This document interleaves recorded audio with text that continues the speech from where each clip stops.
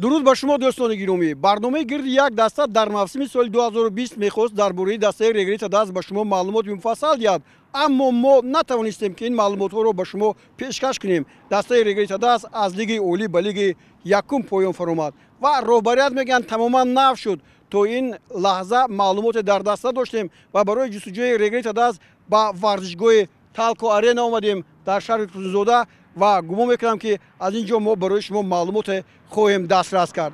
بیاید یک جای رگریت دست رو میکوبیم.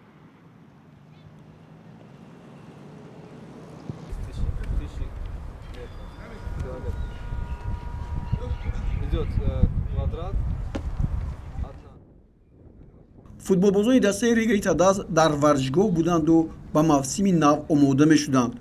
با یک نگاه معلوم بود که رهبران دسته نو هستند. پیش از همه با چشم ما حکمت فوزایلوف در گذشته یکی از بازیگران بهترین مملکت که در این دسته‌های لیگ اولی 3 کرات چمپیون تاجیکستان شده است و یک مرتبه جام را بالای سر برداشته است و آخرین سالها در اکادمی استقلال و دسته برقچی فعالیت کرده است. با فوتبالبازان مشق میداد. مبارک شد حکمتالله فوزایلوف، شما سرمربی дасте регрита даст шудед. Спасибо большое за поздравление. Надеюсь оправдать доверие руководства. خب دسته رو چگونه دریافتید؟ شما به اینجا اومدید دسته از لیگ اولی به لیگ یکم فرامد. Это футбол. Кто-то проигрывает, кто-то выигрывает. Это спортивный интерес. Последнее место вылетели. Но нас это не касается. Нам поставило руководство новые задачи, чтобы выйти в высшую лигу, и следующий год еще задачи посложнее. دسته رگریت دست در موسم سالی گذشته فوتبال تاجیکستان بین دسته‌های لیگ اولی با 3 غلبه و 3 مساوی و اینچنین 12 باخت با نتیجه توپ‌های 21-47 و صاحب امتیازهای 12 زینه آخر را کسب کرد و به لیگ یکم گذشت. سرپرستان رگریت دست را این نشان داد خانه نگردانید و به خلاصه آمدند که همه هیئت مربیان و دستاندرکاران دسته را به استعفا فرستند و هیئت نوی مربیان را به دسته آورند. در نزد کلوب قرض‌هایی که جای داشتند برطرف نمایند. خب این خیلی دشوار است از لیگ اولی به لیگ یکم فرامد و امروز شما در دسته را در یک حالت نهایت دشوار قبول می‌کنید، یعنی در لیگ یکم. همه معلوم است که کماندای فوتبال کلوب رگر یک از دسته‌های پرقوت جمهوری میباشد که زیاده 7 کرات چمپیون جمهوری، 3 کرات جام تاجیکستان و 2 کرات جام فدراسیون را صاحب شده است. سرپرست تالکو وظیفه گذاشته است در دوام 2-3 ساله که در سال آینده ما دسته را به لیگ اولی و سالهای آیندهش رو اگر که یاردمی سرپرستان چی می شود برای بیشتر می شود، چون که هست کمبودی که وقتی که دسته از لیگ اولی به لیگ یکم افتید بازیگرانی هستند که از دسته رفتند. یکی با این نگاه نکرده ما حرکت میکنیم برای که ما ترینرهای مربیهای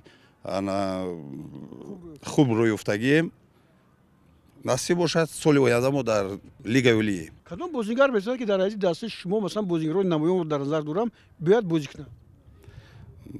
بسیار است راستی گپ در ما بازی کردن خیلی بسیارش مسئله سبب هر خیلی است. سببی هست که یکیش سببی مالیوی، یکیش چون که از لیگ اولی به لیگ یکم اینش رو فکر میکنن. در بسیاری بازیگرانی بودن که همه را فکر کردن که انا رگر در لیگ یکم هست اوبروی ما پس میشه. من نمیدونم چی در نظر دارم، مگر خودم باوری دارم که کدومی که دسته رگر میاد من 100% باوری دارم باید پشیمون شود، برای که چون که یک از برندهای تاجیکستان رگر نه فقط در تاجیکستان بلکه در آسیا مرکزی میشناسند. من باوری دارم که بازیگری که در اینجا بازی میکنه فخر باید کنه در کمانده رگر.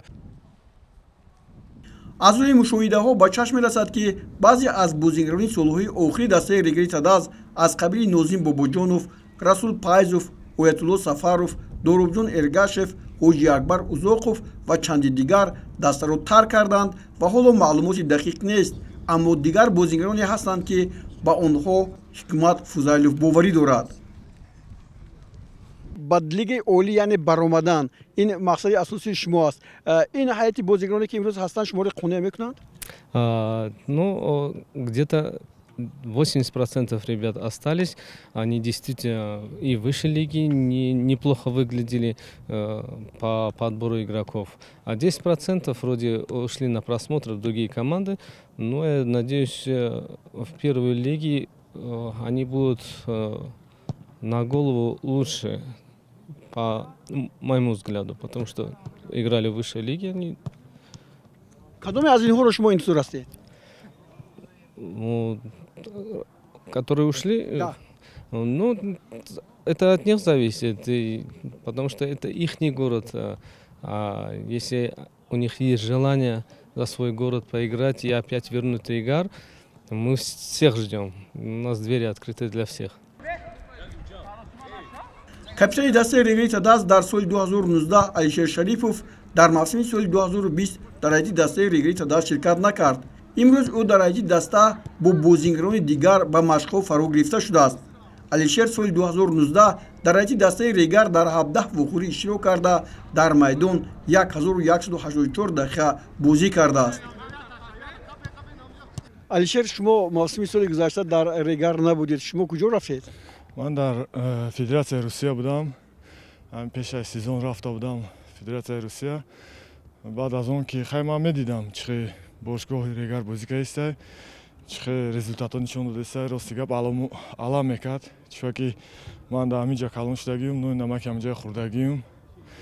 بس همه وقت در اونجا هم باشم شبکه اینترنت بازی تماشا میکردم. هم بازی راستی گپ فکر نمی‌کنید که نبودن شما ریگر رو از لیگ اولی به لیگ یکم فراورد؟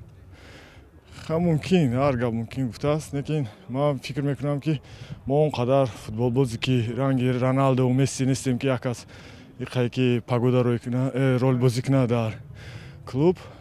بعد راستی گپ میگم با اومدم اینا پیش از سال نو اندیشه دارم آینده دا که حرکت میکنم امی کلوب ریگر تداس یوردم رسونم. بعد اما ویش لیگا دا برای ریگر بعد همون که چخلی که بود اول هفکارتا چمپیون همون خیلی شود. یعنی در لیگ اولی بازی کردنی هستی؟ بله بله. از دیگر رسما دعوت شده است که شما با دست شد؟ دعوت شده است. اما من امی گفته استم که من نون نمک همینجا خوردگیم. اگه اونجا نمیرم همیشه بازی میکنم. باز یک بازیگری دیگری دسته ریگری تداس فیروز قرایف رو در ایتی دسته میبینیم. فیروز سال گذشته خیلی دیر با ایتی ریگری تداس برگشت، ولی برای در لیگ اولی باقی ماندن این کلوب کمک کرده نتوانست. در 7 وقوعی اخیر شرکت نمود و 630 دقیقه در میدان هنرنمایی کرد. فیروز موسم سال گذشته شما در اولی چمپیونات تاجیکستان نبودید. کجا رفتید شما که این ریگر به این حال گرفتار شد؟ ما هر سال командой Коктош предложение کرد. командой Коктош اومده بودم. بعد از اون که یامو Коктош قطعی مشق تمرین کردم. بعد قرقیزستان предложение شد. بعد رفتم اونجا قرقیزستان نیم سال اونجا بازی کردم. بعد که پاندemia دسته کاغاناتی اوش. بعد اونجا پاندemia ویروس شد کووید 19. بعد از اون گفتن که چمپیونات اتمینید میشه. همه لیگانرو را گفتن که میتونین روین دیگه کاماندا.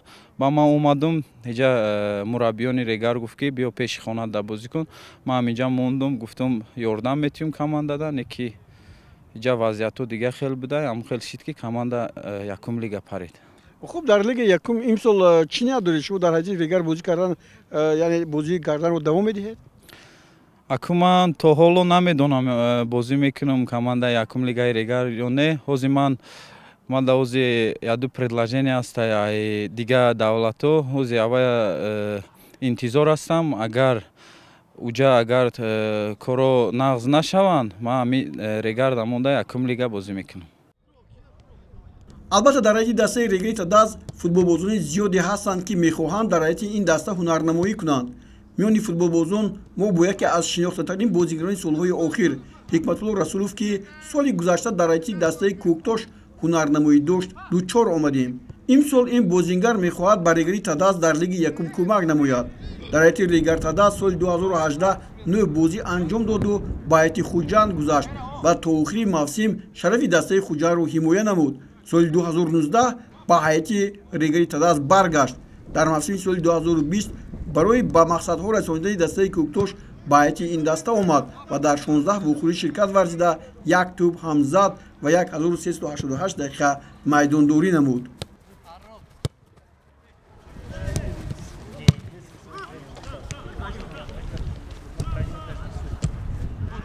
Бахайр аз ин бозингарон бо шумо ба ин дастаи регар бозингар оварданӣ ҳастед? Ну, у нас несколько есть кандидатов, пока мы переговариваем с ними, но у этих ребят есть даже приглашение за рубежом. Ну, мы, если за рубежом, мы наоборот желаем удачи, чтобы они набрались опыта и помогли нашей сборной национальной. Чанд роз шумо дар даст ҳастед? У нас вот мы начали с понедельника, 4-й день, уже недельный цикл заканчивается. Но я посмотрел на ребят, они, видимо, сами готовились в хорошей форме. Чиро дар даста дигар кардани ҳастед, иваз кардани ҳастед?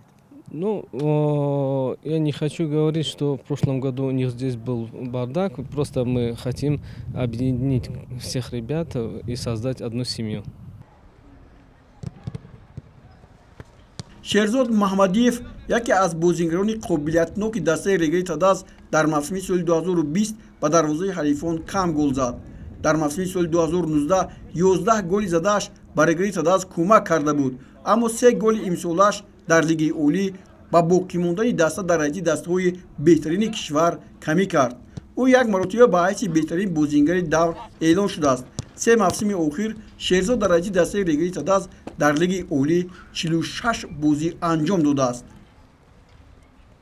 В прошлом году, конечно, 2020 год преподнес нам немало сюрпризов. Основной это, все знают, COVID-19, была пандемия, и у нас ну, где-то 4 тура мы сыграли, и у нас был перерыв, и мы этот перерыв нам, ну, немножко мы сбали, поэтому наша игра не пошла.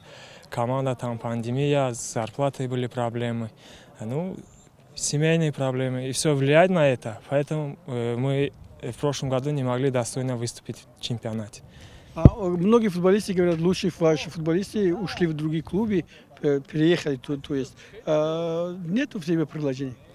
Ну, у меня есть некоторые предложения внутри страны, да, в чемпионате Таджикистана, но я стараюсь, у меня, ну, я некоторым агентам, ну, агенты предложения есть, но невыгодное предложение, да, лучше мне остаться здесь и дальше продолжать развиваться, чтобы в дальнейшем, ну, идти в достойную команду и там выступать, чтобы, ну, преподнести, ну, благо, да, в страны, да, то, что там играет такой человек, родом из Таджикистана, это, конечно, гордость каждого, думаю, таджикистанца.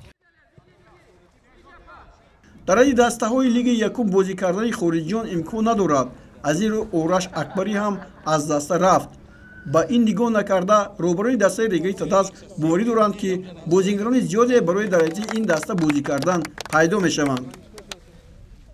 албатта дӯстони гиромӣ, Лигаи Якум барои регаи Тадаз бегона аст. дастае ки таърихи бою рангин дорад, меарзад ки дар Лигаи Олӣ бозӣ кунад. роҳбарияти нави ин клуб умед доранд ки баъди 1 сол ба Лигаи Олӣ бармегарданд ва мо ҳам боварӣ дорем ва футболбозонаш низ ҳамчунин. мо фикр мекунам ки дастае ки хуб бозӣ мекунаду барои барои он шароитҳои хуб муҳайё карда шудааст, ҳатман ба мақсад мерасад. дар ҳамин ҷо барномаи гирди як дастаро ба анҷом мерасонем ва ба регаи Тадаз орзу мекунем ки ба Лигаи Олӣ баргардад.